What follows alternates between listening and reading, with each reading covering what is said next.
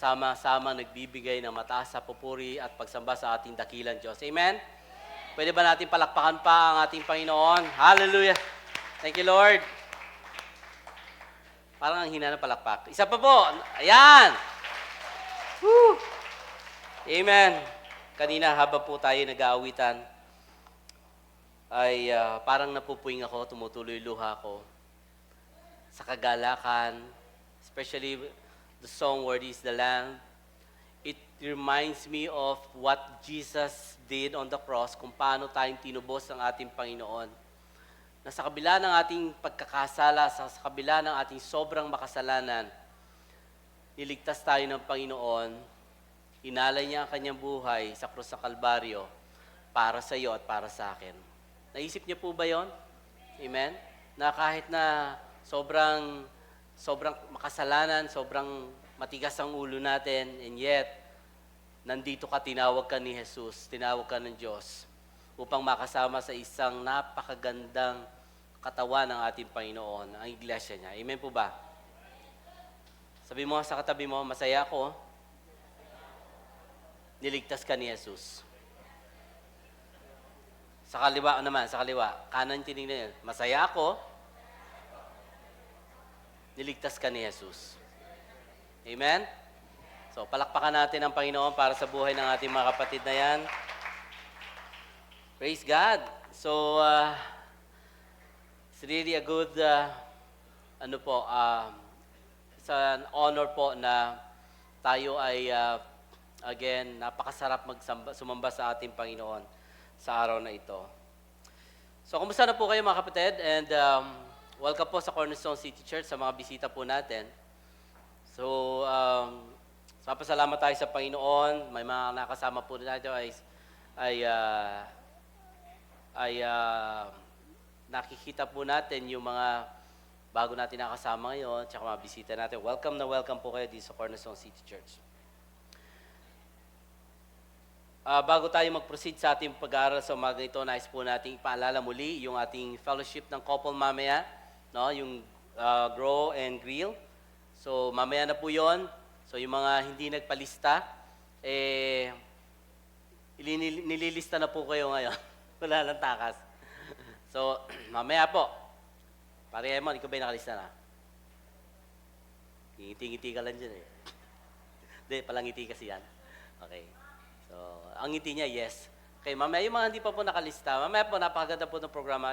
This is the first time na magkakaroon ng ganitong fellowship at mix of, yung mga kwentuhan, sharing ng mga couple, and also yung mga activity na iniihaw mo ang iyong asawa. Ay, mali. Iniihaw mo yung mga pagkain para sa iyong asawa. Ayan. So, mamaya yan, okay?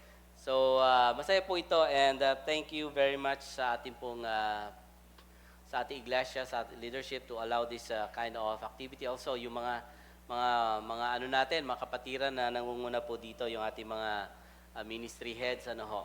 Okay? Tuloy na po tayo mga kapatid. Ayan. So, tayo po ay nagpapatuloy sa topic po na no other gospel. At ito po ay isang pagtalakay po sa aklat ng Galatians, no? Sa Galatia. At pinag-aaralan po natin itong napakahalaga at napakagandang aklat na ito na sinulat po ni Paul na ang iba naniniwala ito ay una niyang gospel na sinulat. But nevertheless, ito isang napakagandang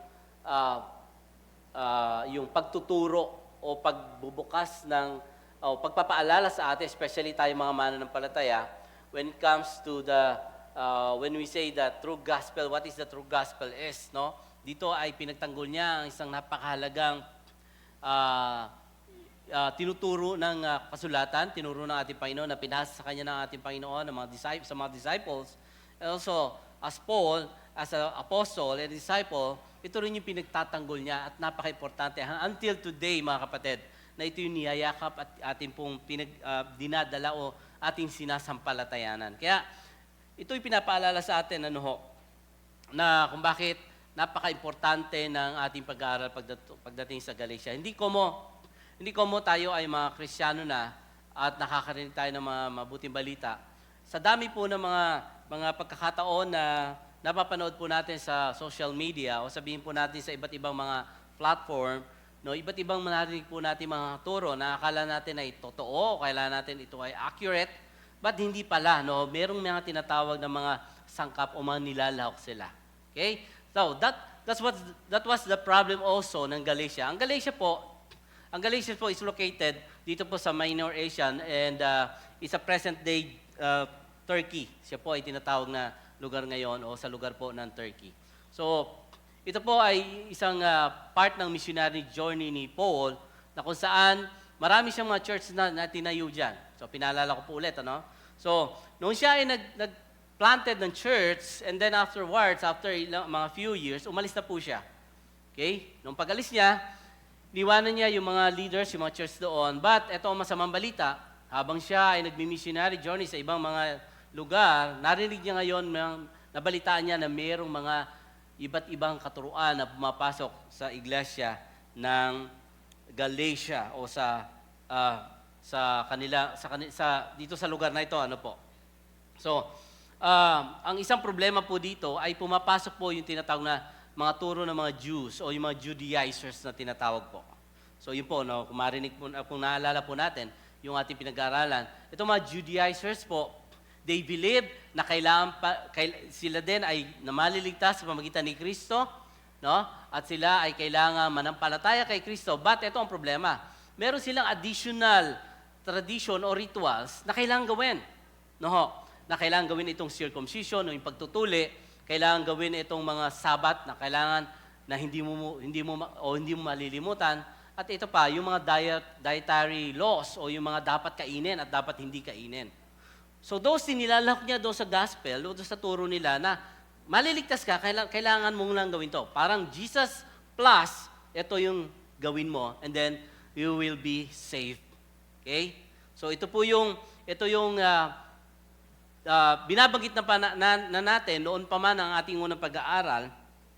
But ang mahalaga o ang ating maintindihan, dapat natin maintindihan, just like what Elder Mix, yung tinuro sa atin last week, yung first part nito, itong ating pag-aaral ngayon, and this is the second part, itong ating pag-aaralan sa umaga. Last week po, ay dinala po ni Elder Mix na ating naintindihan yung meaning ng gospel. Naglagay pa nga siya ng alliteration Tama? Nagbigay siya ng alliteration. So, kung matandaan ninyo sa pananalita pa lang ni Paul, sa verse 1, anong word niya doon? Babalikan natin sa Galatians chapter 3, verse 1. Nahihibang na ba kayo? Meron ka bang narinig o nasabihan ka na ba ng minsan, nahihibang ka na ba? Di ba? So, anong pakiramdam pag sinabihan kang nahihibang? So, para bang merong something sa'yo na tawag to, ibang kaisipan or sabihin na nating ibang nalalahukan ka ng ibang mga kaisipan na nawawala yung concentration mo, nawawala yung karunungan, yung wisdom mo, yung tawag to, yung uliret mo sa katotohanan, papunta ngayon sa kaguluhan. Now, when Paul says, nahihibang na ba kayo, mga taga-Galatia, it reminds them that Hello. Sabi niya, teka, merong mga tinuro ako, pero bakit nyo nilalahukan? At bakit kayo nakikiayon? Bakit kayo nakikisama sa mga turo nito ng mga Jews na ito? Which is very, very and obviously wrong. Ayan, yan ang sabi ni Paul. No? And in the first place, klaro naman po talaga na ang kaligtasan ay hindi sa pamagitan ng gawa o anumang ritual o anumang mga practices, but ang kaligtasan ay sa pamagitan ng pananampalataya, hindi sa pagsunod ng kautusan. So, yan po yung ating pong pinaka-overarching idea o theme ng Galatians, ng Galatia. Alright? So, dapat naintindihan po natin to.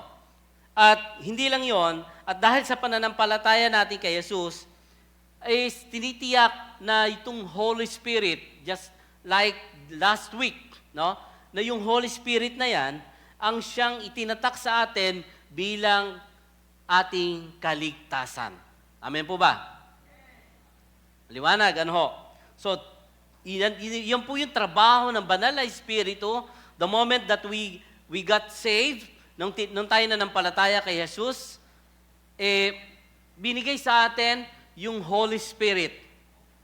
Hindi po siya later on o hindi siya sa isang taon, kundi at the moment you got saved, isinabay po ang banal na Espiritu, binautismo ka sa banal na Espiritu, at iyon ang tatak ng kaligtasan na meron tayo. Amen? So, yun po yung isa po sa essentials na tinuturo ni Paul sa Galatians kung bakit napakahalaga na hindi yun yung bang pinopromote o parang promulgating yung mga practice sa mga Judaizers, no, na maliligtas ka unless you become Jews. Hindi yon ito yung mga hindi sinasang-ayunan ni Paul, yung mga pagtutuli, yung mga sabat, and so on and so forth. No, hindi po yun.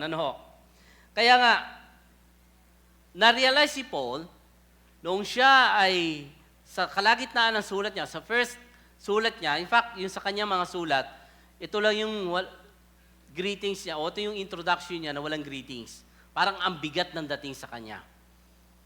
Parang if I paraphrase, Hoy! Ano ba kayo mga taga-Galatia? Kaya ang mga salita niya, nahihibang na ba kayo?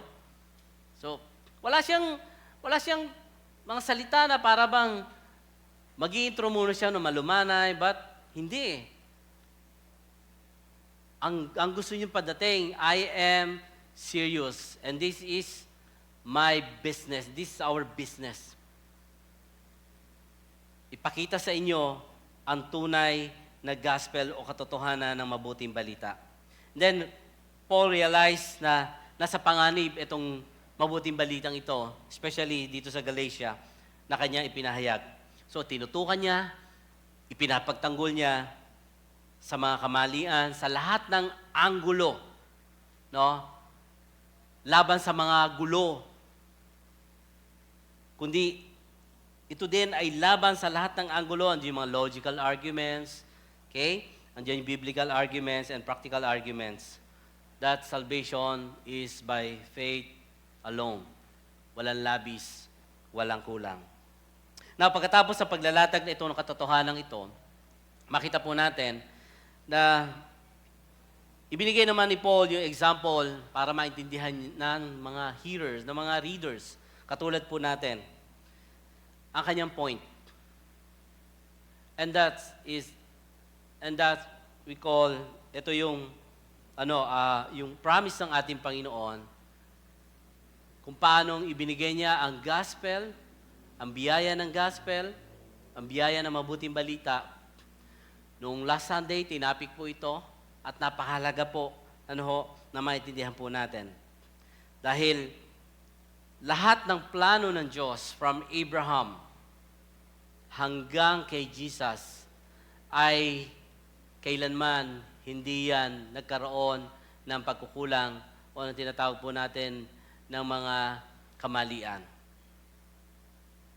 Ito po ay nangyari from Abraham to Jesus Christ. Yan. So yun po yung makita po natin overview ng Galatians chapter 3. Now, sa umagang ito, pag-aaralan po natin ang Galatians chapter 3 verse 15 to 20. Babasahin po natin ang talatang ito. We will read these 6 verses. Pwede po ba kayong tumayo sandali bilang paggalang sa salita ng Diyos? At kung meron po kayong Bible dyan or nasa cellphone niyo, ay open niyo po sa Galatians chapter 5, o chapter 3 rather, verse 15 to 20. Babasahin ko po at inyo po sundan. Babasahin ko po sa Magandang Balita, Biblia. Sabi po dito, mga kapatid, narito ang isang pangkaraniwang halimbawa. Kapag nalagdaan na ang isang kasunduan, hindi na ito mapapawalang kabuluhan ni numan. Hindi rin ito maaaring dagdagan o bawasan. Ngayon, nangako ang Diyos kay Abraham at sa kanyang inapo, hindi sinasabi na ang kanyang mga inapo na nangangahulugang marami kundi sa inyong inapo. Na iisa ang kahulugan ay ito'y si Kristo. Ito ang ibig kong sabihin. Pinagtibay ng Diyos ang kanyang tipan at ipinangakong tutuparin ito, ang tipang yaon ay di mapapawalang bisa ng kautusan. Dumating pagkaraan ng 430 na taon, ni hindi nito mapapawalan sa isay ang mga pangako ng Diyos. Kung ang mana ay pinagkaloob dahil sa kautusan, hindi na ito dahil sa pangako. Ngunit ang mana ay ibinibigay ng Diyos kay Abraham bilang katuparan ng kanyang mga pangako. Verse 19, kung gayon, ibinibigay ang kautusan, idinadagdag ito upang maipakita kung ano ang paglabag hanggang dumating ang pinangakuan.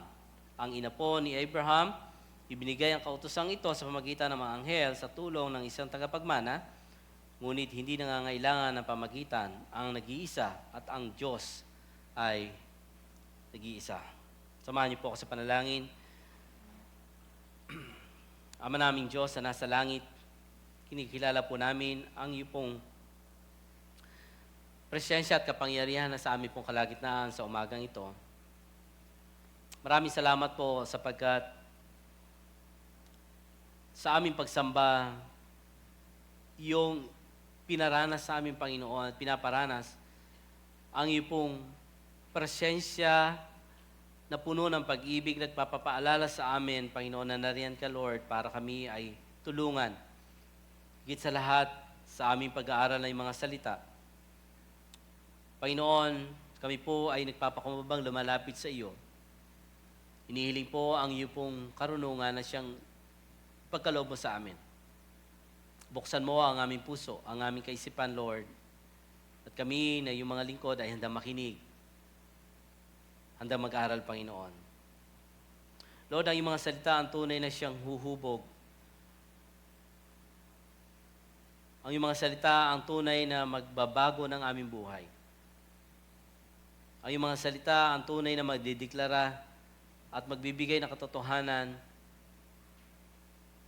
kung sino ang aming Diyos na sinasamba. Ang tunay na mabuting balita na iyong dinala, Panginoon, sa amin. Maraming salamat, Panginoon, sa umagang ito. Ang iyong kapangyarihan nawa, O Diyos, at ang iyong pagtatagumpay ang maranasan namin sa araw na ito, sa pangalan ni Jesus. Amen and amen. Praise God. Makaupo na po tayo.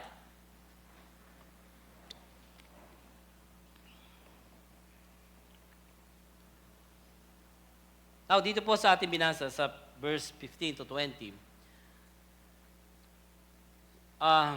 makita po natin yung isa sa napakaganda, o parang ito yung explanation ni Paul, o yung paglalahad niya about do sa pangako ng Diyos, about the gospel, about doon sa mabuting balita. Okay? Makita natin sa ating mga unang pag-aaral ay ipinakita na ng Panginoon ano ba yung tunay na gospel. Okay?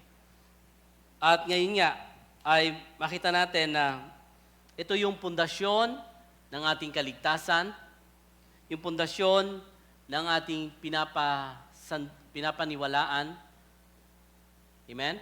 At hindi ng anumang mga rituals o kautusan. Kaya sa umagang ito, ang ating title, pag-aaral sa umagang ito, The Gospel of Grace, The Unchanging Promise. Sabay-sabay nga po natin basahin dyan. So ito yung biyaya ng mabuting balita, o yung biyaya ng mabuting balita, ang hindi nagbabagong pangako. Okay? Naranasan nyo na ba magbigay sa inyo o nagkaroon ng somebody na mag-promise sa inyo, tapos ito ay nabago o nagkaroon ng pagbabago? Or sabihin na natin nag-promise pero hanggang ngayon ay hindi nagbabago. So papasok dyan, inisip natin yung kasal. Tama? Meron akong kinasal siguro mga 2 years ago. Actually, hindi siya kasal na na yung with certificate but a renewal of vows. So may kinasal po ako, meron akong kinasal na 25 years na nagsasama at meron din naman 40 years. So yung 50 parang wala pa yata. Wala pa yata akong nayakasal. Ano. Bibihira lang. Pero totoo ako kasi meron akong balitaan na kinasal ulit. Ano yung age nila ng kanilang marriage? 60. 60 years of being husband and wife. Grabe, no? 60 years, no? Pag naka-25 nga lang, talagang para bang tagumpay na, no? Kami nag-25 ni Mrs. dito, pandemic, yan, at salamat sa Panginoon. Pero pag naka-50 ka, sabihin na sa 50 is, makita natin talagang, makita mo yung till death do us part, o till death do your part, no? Kahit sa sakit o karamdaman, magkasama pa rin. Okay? Yung lolo ko, yung ninuno ko, yung mga tatay ng aking lolo at lola. Yung aking mga ninuno. Yan. Tama ba term ko? So, noong siya'y namatay, at the age of 80 plus, no, una-una yung lalaki, ang tanda na. Sa sobrang katandaan niya, medyo bulag na siya, mahina na pandinig niya, at saka mahina na siya lumakad. Mahal na mahal niya yung kanyang kabiyak, at yung kabiyak naman yan, matanda ng babae rin, medyo kuba na dahil sa sobrang tanda. Namatay po siya, natanda ko yung summer po. Tapos, sa sobrang pangungulila itong babae, 1 linggo lang haraan, namatay din po yung babae. Sabi ng matatanda o sabi ng mga ilan, talagang ayaw nila mag-iwanan. Magkasama pa rin sila kahit sa heaven. So, di ba? Nakita natin yung Pero, siyempre, tingnan natin, hindi naman, pagdating naman 7, wala namang asawa na. Hindi mo na kilala wala na yung feeling na kayo are husband and wife. So, my point is, kahit sa kabila ng katandaan nila yon, nandun yung kanilang promise na walang iwanan hanggang sa kamatayan. Okay?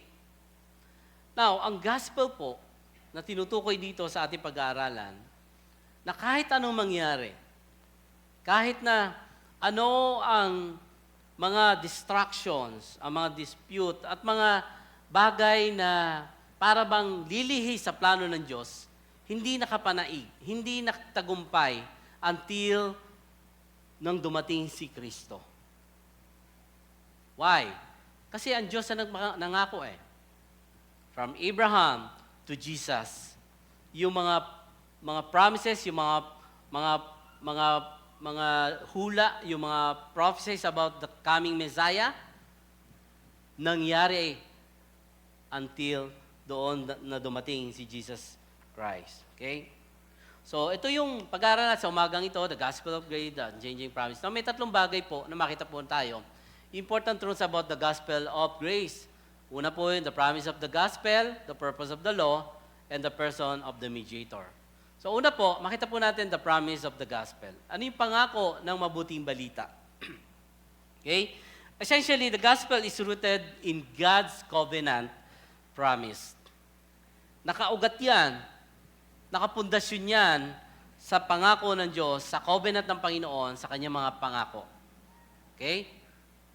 Alam natin, in the first place, wala tong agam-agam. Pag ang Diyos ang nangako, tutuparin niya. Amen po? 3 na yung naniniwala.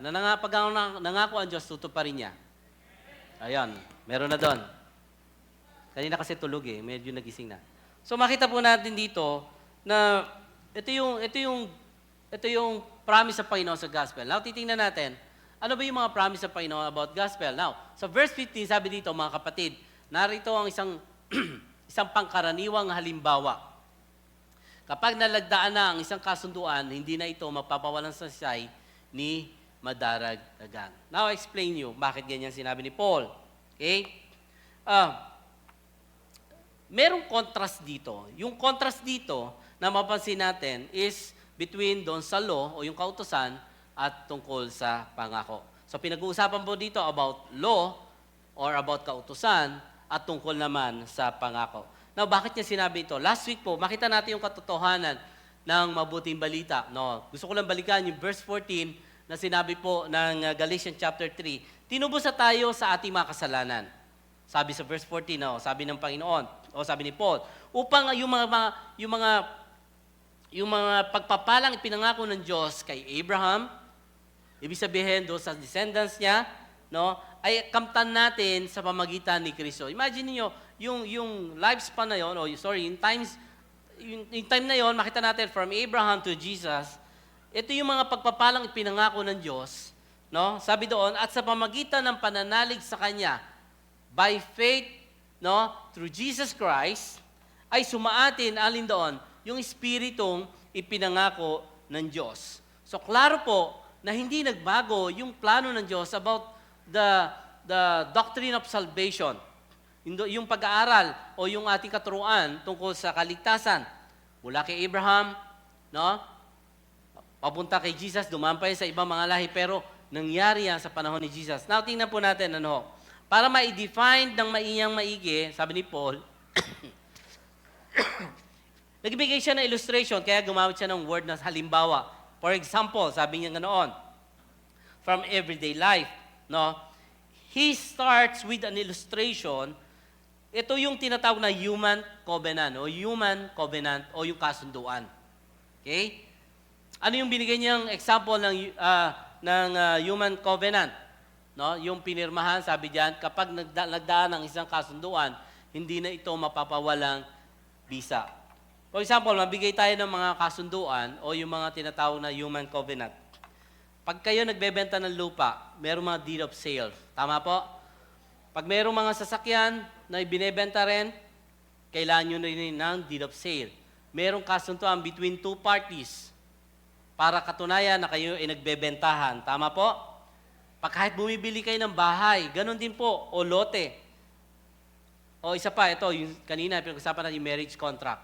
May pirmahan ng lalaki at ng babae. Tama po?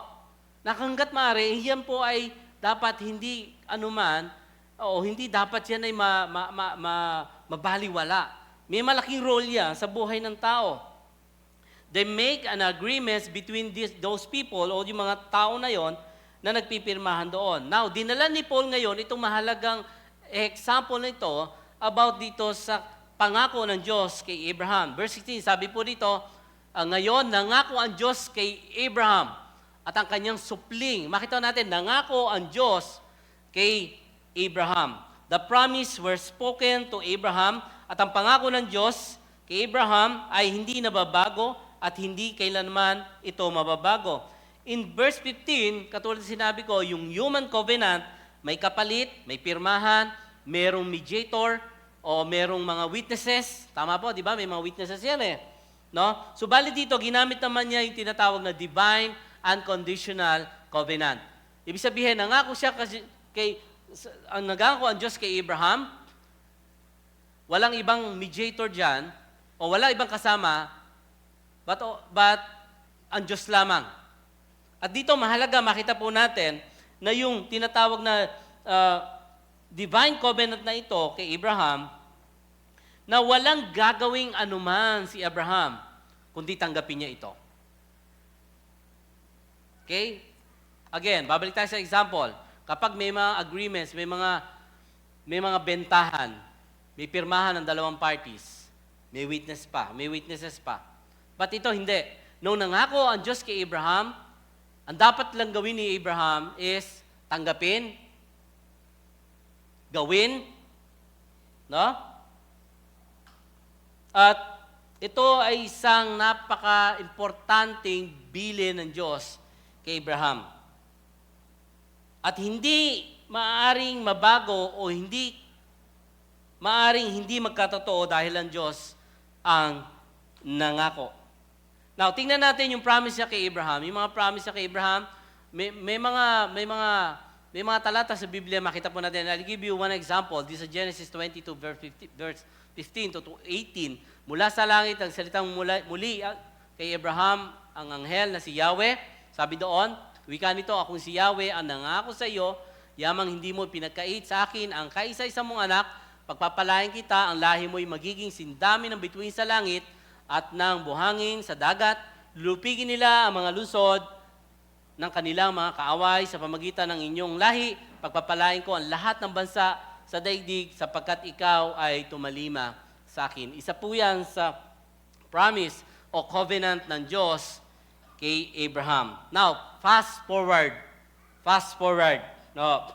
Mapapansin natin na ito yung promise ng Panginoon na ano yon?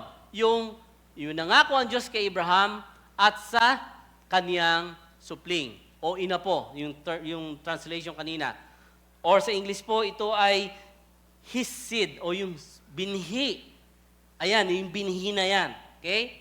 Now, yung binhi na yan, mapapansin natin, yung promise na yan from Abraham, it's referring to Christ. Nakatukoy siya kay Jesus Christ. Siya yung tinutukoy na binhi. Amen. So, yung tinutukoy na binhi. Yung lineage niya from Isaac, di ba si Abraham, may Isaac siya. Tapos Isaac, kay Jacob, Judah to Boaz, ano pa ba? David to Jesus Christ. Amen? O, isipin niyo po, makakita niyo po mga kapatid, yung tinatawag na redemptive plan ng Diyos. From Abraham to Jesus Christ. No, para mangyari po itong prophecy na ito, ma-fulfill yung law. Kasama tayo sa pangakong iyon. Hindi ba kayo natutuwa? Amen? No, para ma-fulfill yung kautusan na yon, nagdaan from Abraham, no, hanggang sa atin, tayo mga tinuri ng mga hentil, no, ibinaling ng Diyos yung kanyang atensyon sa atin. And that's a grace. Yun yung biyaya ng Diyos na meron tayo ngayon. And God made a covenant with Abraham. Ginawa niya yung Mosaic Law, yung 10 Commandments. No? So, yung law na yon is malaki yung role sa buhay noon. At malaki rin ang role nito hanggang ngayon sa atin. Subalit, hindi siya sangkap ngayon. Hindi siya kasama para tayo maligtas. I tell you later or I explain you later. So, ang statement ni Paul, he quoted at binalikan niya yung mga pangako ng Diyos na ito, inaral niya ng maigi, word for word, phrase by phrase, no? So, paano niya interpret yung sinabi ng ating Panginoon, and he quoted actually yung pangako na yon na nakatuon sa ating Panginoong Hesukristo. Okay? So, the promise specifically refers to Jesus Christ. Wala nang iba. Okay? Nangako ang Diyos kay Abraham na manggagaling yung Messiah, manggagaling yung tagapagligtas. Kaya nga sabi dito sa Matthew chapter 1, a record of the genealogy of Jesus Christ, the son of David, the son of Abraham. So, isipin niyo mga kapatid, yung promise ng gospel na ito, itong mabuting balita ito, from Abraham to Jesus Christ. Okay? So, maliwanag. Kaya walang ibang kaligtasan sa silong ng langit, walang pangalan sa silong ng langit na sukat ikaligtas, walang pangalan ibinigay sa silong ng langit na sukat ikaligtas ng tao, maliban sa ating Panginoong Jesucristo. Amen? Walang ibang kaligtasan. So makita po natin, malinaw na nilahad ni Paul, itong mga katotohanan ito tungkol sa gospel. Na kung makita natin yung tinutukoy na ito, no, ay nag-iisa, tinutukoy na ito ay tungkol kay Kristo. Okay? One person who is Christ. Siya lamang. And this is a very accurate manuscript or translation ng Biblia. Kaya nga ang Biblia ay mapagkakatiwalaan. Ang Biblia ay totoo, hindi lang basta yung sinulat ng mga tao, but inspired by God. Amen? Kinasihan ng Diyos. Kasama ang Diyos sa sumulat niyan. Kaya nga, we can be sure na ang mga salita ng Diyos, ang pangako ng Panginoon, there are 3,000 promises ng ating Panginoon sa Biblia na kaya niyang tuparin at kaya niyang gawin sa atin. Amen po? Kaya nga, makita po natin yung katotohanan dito about the promise of the gospel. Nangyari from Abraham to Jesus. And verse 17, sabi dito, ito ang ibig ko sabihin. So, this is what I meant. Sabi ni Paul, pinagtibay ng Diyos ang isang kasunduan ipinangako niyang tutuparin ito. So from human covenant, ito na yung divine covenant, ang Diyos na nagpatibay, isang kasunduan na ipinangako niyang tutuparin ang kasunduang iyon at ang pangako ng Diyos ay hindi magpapawalang saysay sa kautusan.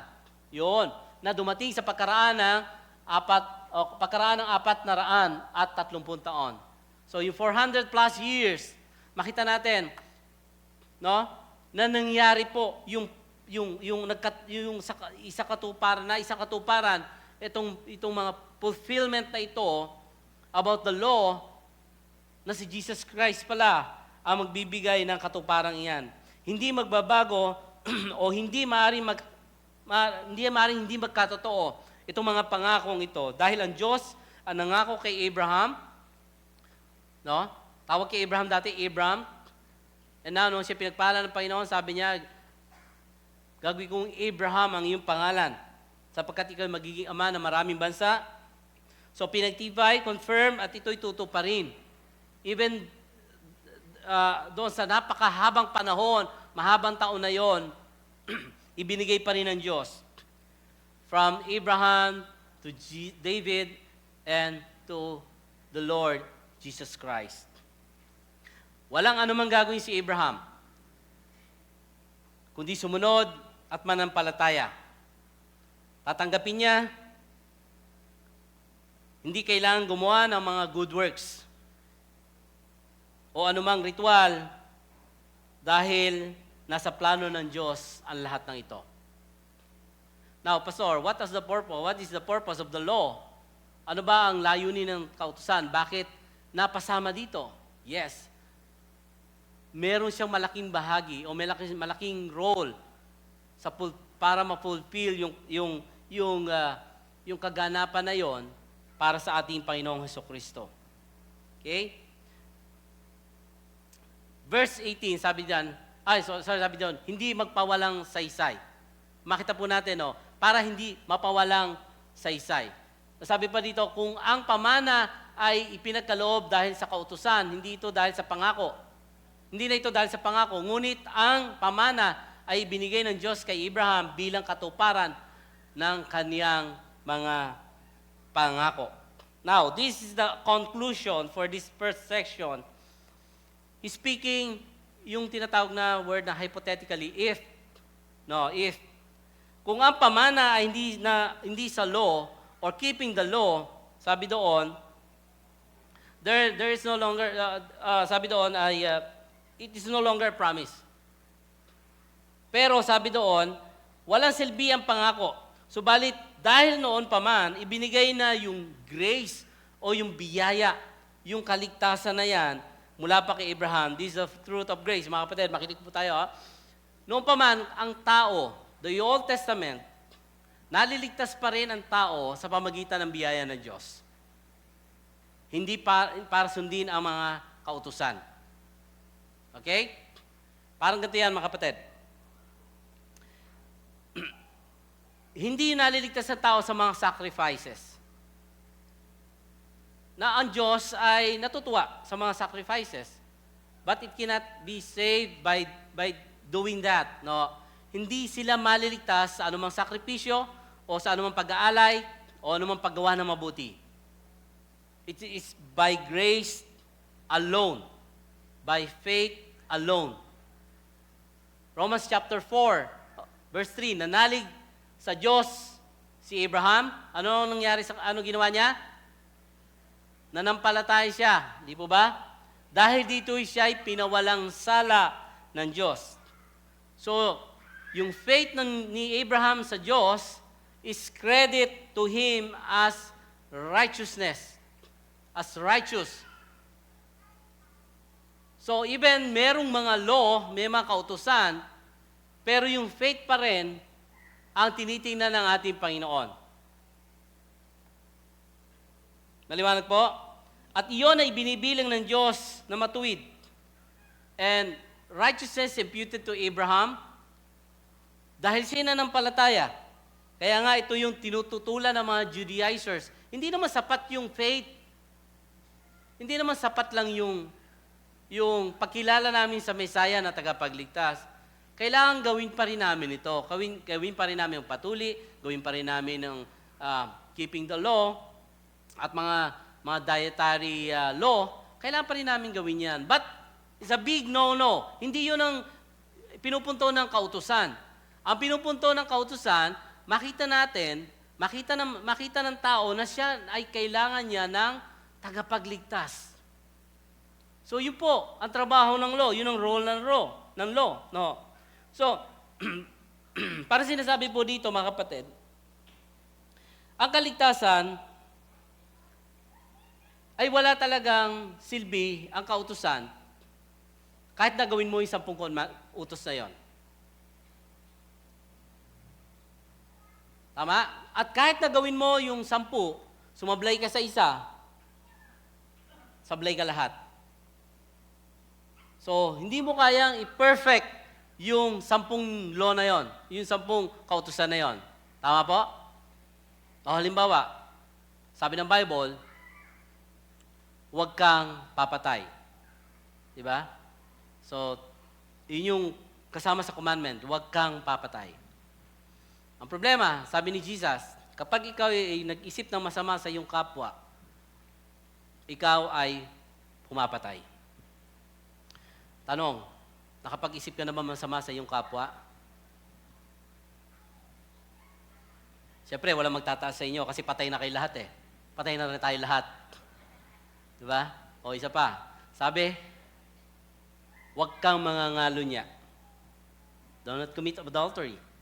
But Jesus said, if you look to a woman na ikaw ay nagnanas sa kanya, you commit adultery. Mga lalaki, o sama natin mga babae, kala nyo kayo lang? Lahat tayo, adulterous. Tama?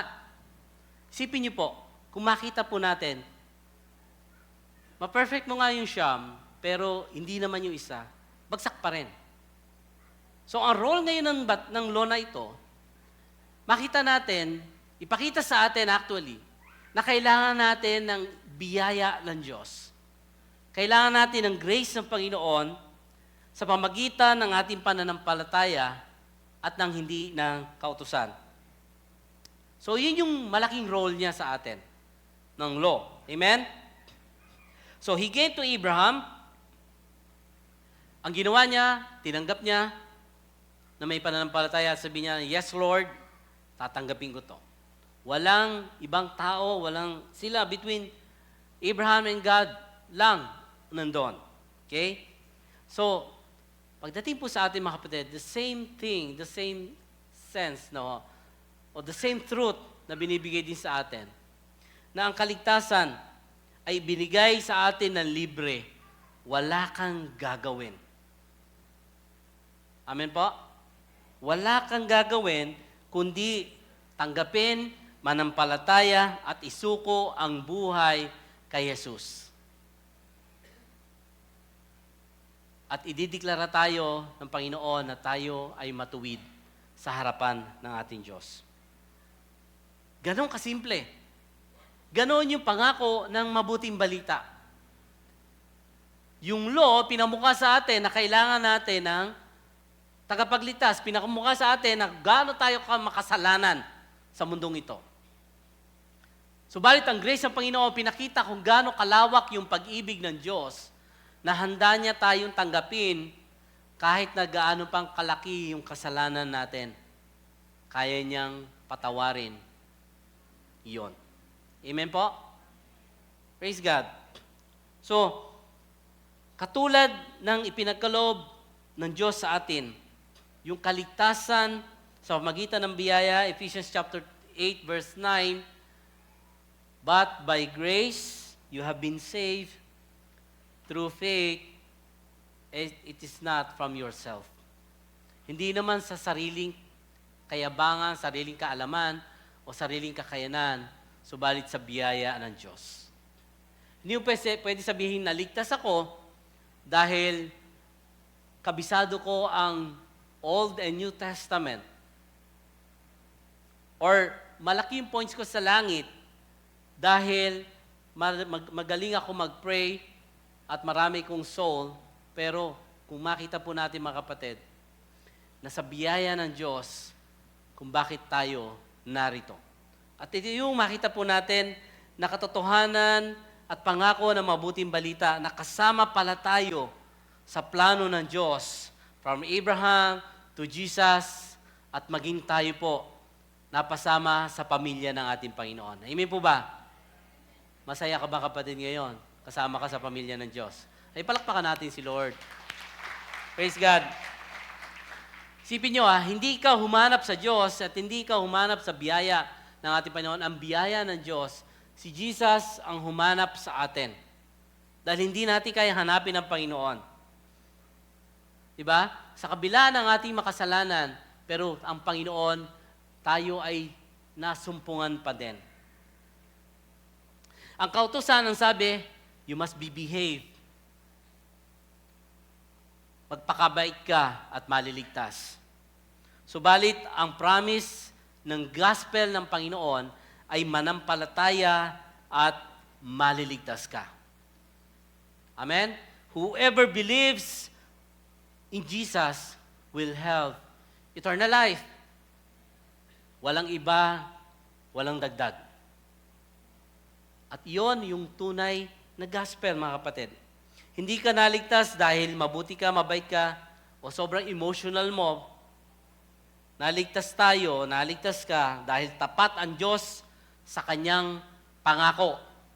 Amen? Naligtas tayo dahil tapat ang Diyos sa Kanyang pangako. From Abraham to Jesus. Tapat ang Diyos sa Kanyang mga pangakong yan. Sa pamagitan ni Kristo.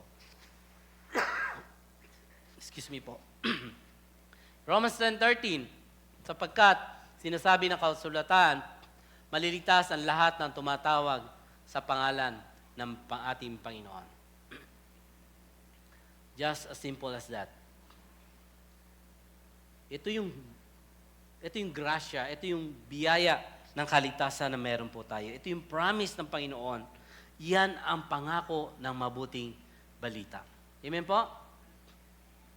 Ganun lang, mga kapatid. Sabihin na iba, bakit simple kayo maligtas kayo mga born again? Yun ang tinuro ng Bible. Yun ang talagang dapat namin gawin. Wala nang ritual, wala nang mga gagawin namin anumang mga bagay na inutos sa makautusan, kundi manampalataya kay Jesus. Ibigay ang buhay sa ating Panginoon. At iyon ang magdideklara sa atin na tayo ay matuwid. Amen? So that was the promise of the gospel. Secondly, the purpose of the law. Tingnan natin. Ito yung purpose of the law. Kaya hindi ko sinagot kanina. Now, tingnan po natin, what is the purpose of the law? Ano ba yung layunin o trabaho ng kautusan? Sabi ng verse 19, kung ganoon, ano ang silbi ng kautusan? Pati nga si Paul, ito tanong. Actually, hypothetical ulit ito. Alam niyo naman sagot. Idinagdag ito upang ipakita kung ano ang paglabag. Yun. At may bisa ito hanggang dumating ang anak na pinangakuan, yung the promised seed. So may purpose siya, yung timeline niya, from the time of Abraham hanggang dumating pala si Jesus. May silbi ito. Ibinigay ang kautusan sa pamagitan ng mga anghel sa tulong ng isang taga-pamagitan. Now, tingnan po natin ano ho. Sabi dito, ang kautusan ay hindi naman talaga para bang nawalang saysay, kundi may silbi. Okay? May purpose itong law na ito. Upang ipakita na kung ano yung paglabag at ang bisa nito sa atin. In other words, mga kapatid, ang kautusan ang nagpapamukha sa atin, ulitin ko, nagpapamukha sa atin na tayo ay sobrang makasalanan. And ultimately, the law exposes sin and points out to Christ. Hindi para, sabi doon, hindi para maligtas, kundi upang ipakita na kailangan natin ng Savior at dalhin tayo kay Jesus na siyang magliligtas ng kasalanan. So, yun po yung trabaho ng kautusan. Okay? Now, tingnan natin, ano ba yung hindi kaya ibigay ng kautusan? So, what are the things that the law could never give? Konti ano lang tayo, ha? So, ang hindi kaya ibigay ng kautusan, hindi kaya niya ibigay yung Holy Spirit. Hindi niya kaya ibigay yan. Why? Kasi every time that we commit sin, na baka sabihin ng kautusan, umalis ka na uli dyan. Kasi sinner yan. But, maganda ngayon, ang magandang promise sa atin ng Panginoon, nung tayo naligtas, yung Holy Spirit, nag-indwell na sa ating mga buhay. Nanahan na sa ating buhay. Another, what are the things that the law could never give? The law could not give righteousness. Sinabi ko nga kanina, masunod mo nga yung siyam, bagsak ka naman sa isa, wala pa rin. Bagsak pa rin yung righteousness, status. Hindi tayo kaya i-justify. Hindi tayo kayang gawing hindi makasalanan o para bang walang kapintasan. Iko-condemn lang tayo lagi ng kautusan. Every time na makita po natin, kung tayo namumuhay doon, and then lagi pinapaalala sa atin, makasalanan ka, you are sinner. You are sinner. Okay? And hindi niya kayang baguhin yung promise ng Panginoon. So ito yung mga law,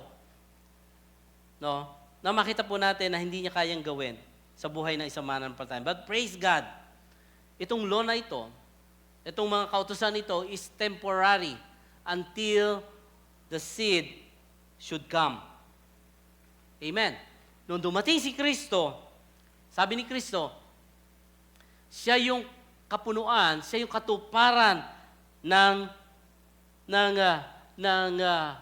kautusan. Di ba? So the law is temporary until the seed should come, and the law was never meant to save, it was meant to show our need for Savior. So mahalaga ito, makita po natin, when Jesus came, the seed came, the law was finally fulfilled. Ito na yung katuparan kay Kristo Jesus. And Jesus explained that He came not to abolish the law, but to fulfill it. Ayun. So sabi niya,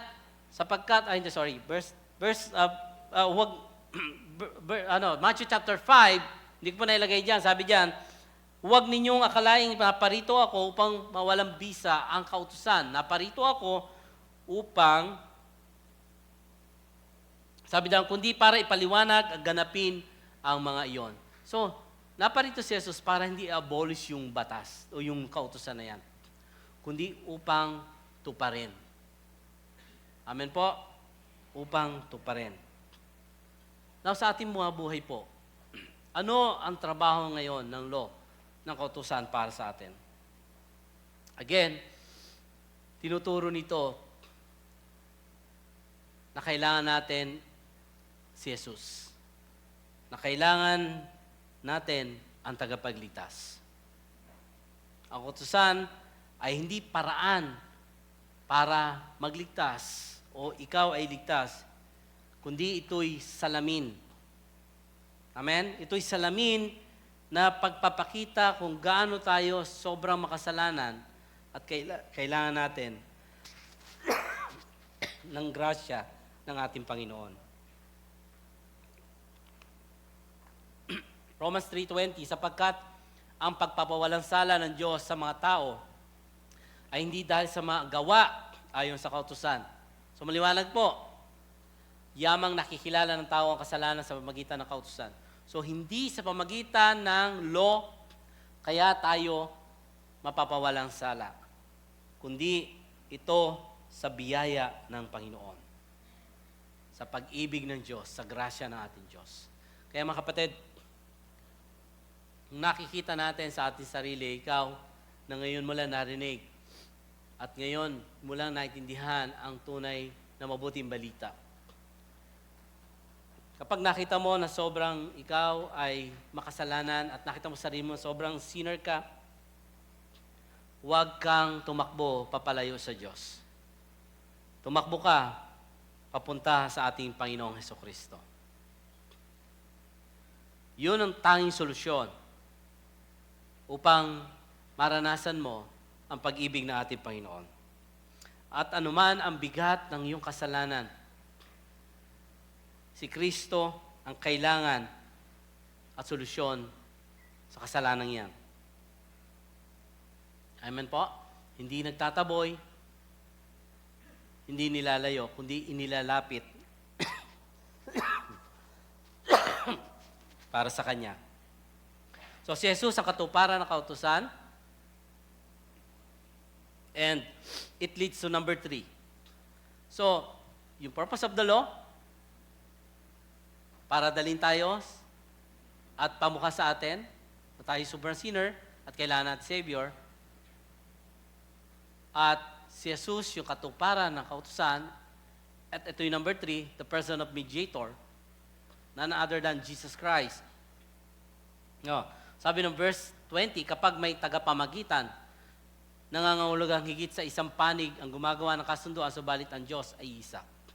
So, makita po natin sa isang talatang ito, na kapag mayroong mga agreements o mayroong tinatawag po na mga mga mediator, mga kailangan gawin. So,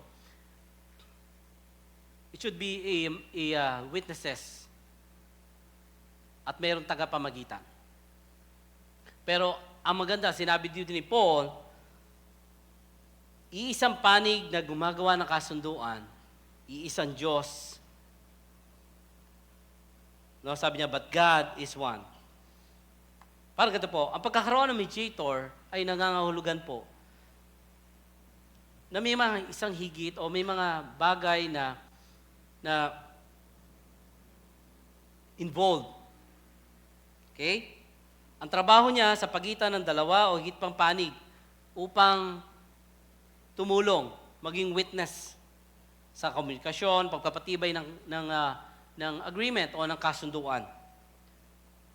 In verse 19, kanina no binanggit po natin, si Moses yung tinatawag na tagapamagitan between God and Israel.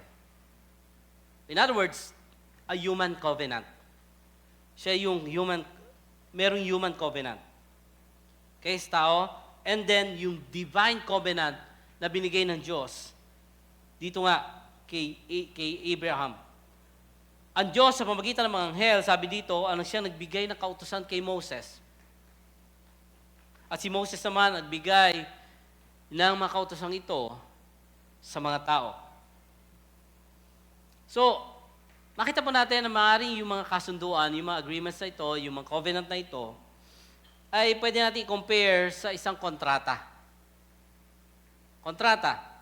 Kanina, noong ating mga illustration, may bisa lamang daw po ito habang pareho silang tinutupad ang dalawang parties between both doon sa dalawang ito.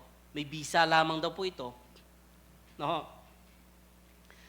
At tinutupad ang panig ng kanilang bahagi bilang kasunduan. Ngunit ang ibinigay ng Diyos ang kanyang pangako kay Abraham, o tinatawag na divine covenant, ginawa niya po ito ng direkta. Ibig sabihin, wala nag-udyok sa Diyos, wala nagbigay ng instruction sa Panginoon, because God is sovereign, alam niya ang kanyang plano para sa kaligtasan ng marami. Sorry. So, walang mediator. At ang mga pangakong yon ay binigay at tutuparin ng Diyos. Mga kapatid, anuman ang gawin ng tao at hindi gawin ng tao, matutupad ang mga pangako ng ating Panginoon. And the person na tinutukoy po ni Paul dito ay walang iba ang ating Panginoong Jesucristo. Kaya naman, mas supreme ang Panginoon kaysa anumang kautusan. Okay? Dahil ang pangako niya ay nagmula sa Diyos lamang para sa walang hanggan at kailanman hindi masisira o mababali. Now, we would notice here, yung sabi dito, subalit ang Diyos ay iisa. But God is one. Makita po natin parang may sinasadya ni Paul na gumamit ng double meaning. Now, we understand nung ating pag-aaral po about theology. In one sense, that God is one. Ang Jews naniniwala po doon sa pananampalatayang yan. Iisa ang Diyos, tayo naniniwala, iisa ang Diyos. Tawag po dyan monergism, technically. Iisa ang Diyos, tumutukoy sa pagkakaisa. Subalit sa atin, we believe in triune God, o in Trinity. Amen? We believe the Father, the Son, and the Holy Spirit. Subalit sila, in essence, ay iisa. Amen po? So, yung sinasabi ng Bible dyan, na tumutukoy sa isang Diyos, is pertaining to the mediator, Jesus Christ, as He also a God. He also a God. No? Or siya ay Diyos din. Kasi mediator ang binabanggit.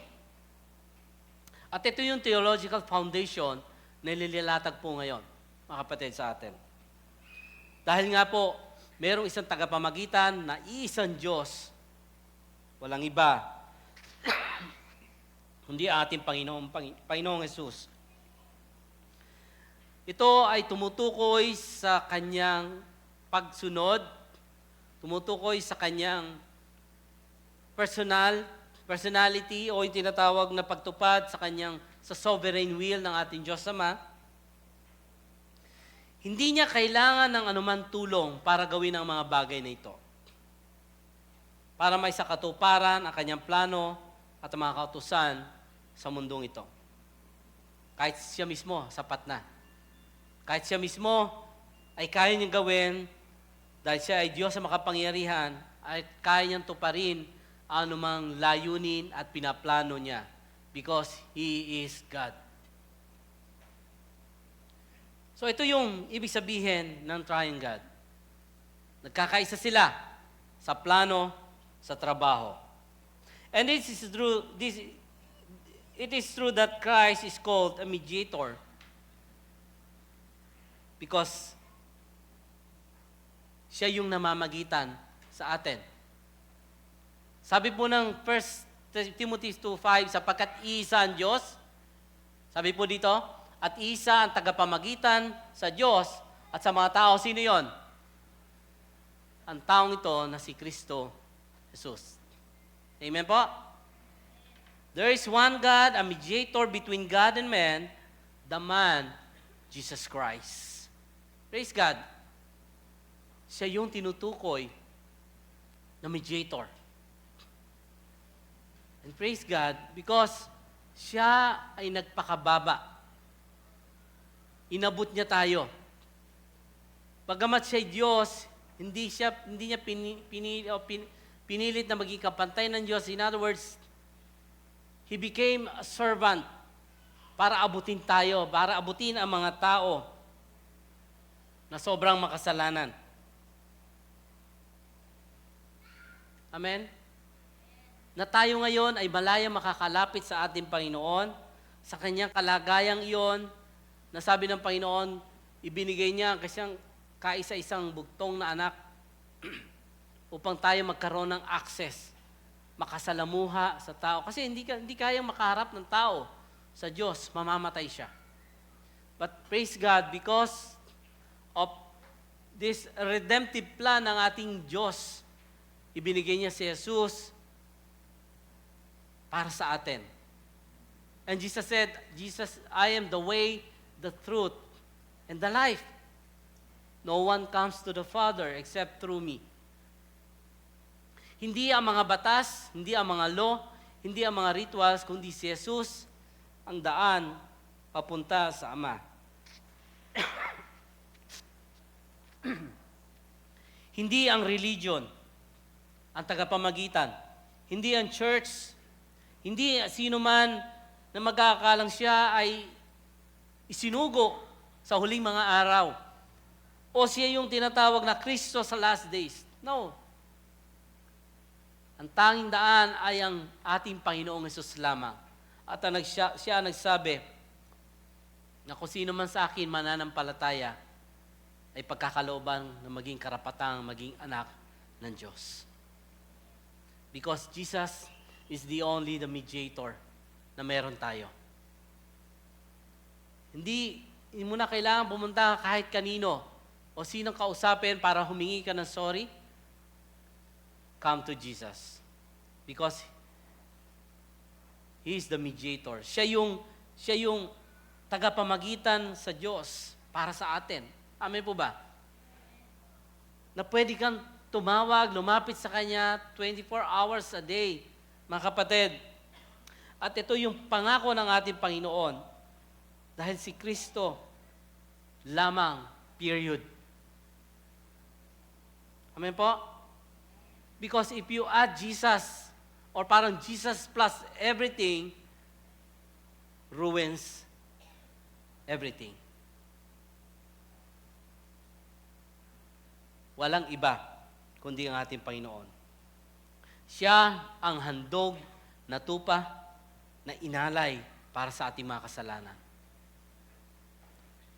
Siya lamang ang nakapulfill, nakautusan. Siya lamang ang nakagawa. Siya lamang ang tunay na isinugo ng Ama para sa ikaliligtas natin, sa ikaliligtas ng marami. And John 1:29, look, the Lamb of God who takes away the sin of the world. Pagmasdan ninyo, sabi diyan, narito ang kordero na nag-aalis ng ating kasalanan. Amen po? Wala nang iba. Okay?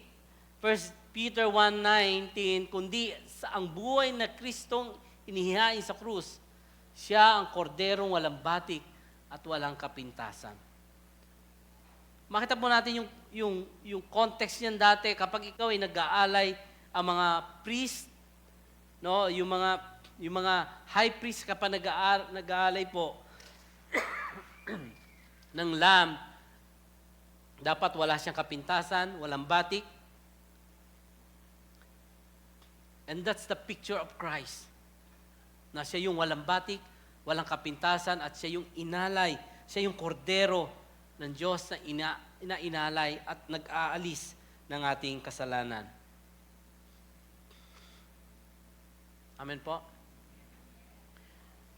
Ang law, again, ang trabaho niya sa atin, ipakita na tayo ay sobrang makasalanan at kailangan natin ng Savior. And the answer is, we have already a Savior, and that's the person of Jesus Christ. He is our mediator, He is our Savior, He is our Lord.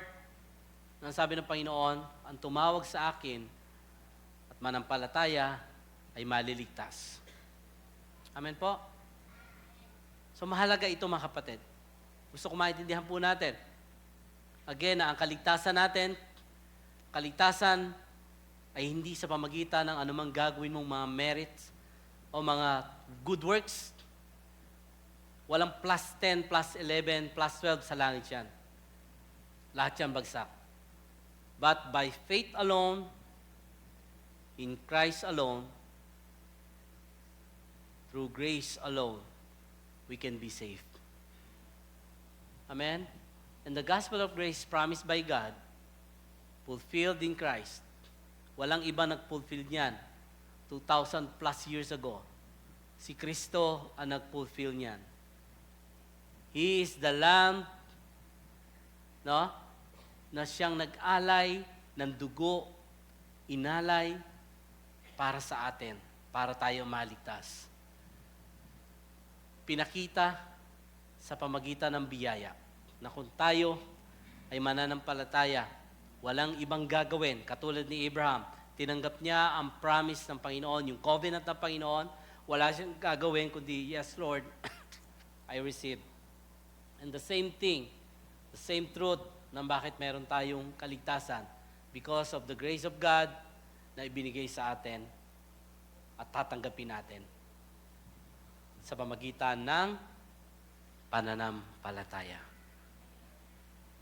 That's the true gospel. That's the gospel of grace na meron tayo. Maliwanag po?